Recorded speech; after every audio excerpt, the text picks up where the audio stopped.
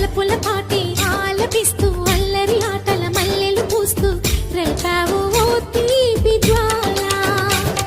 ఒక పక్కన రక్కసి మూకలతో సమరాలను చేశావు, ఈ పక్కన చక్కని చుక్కలకి మరి చీరలు దోచావు.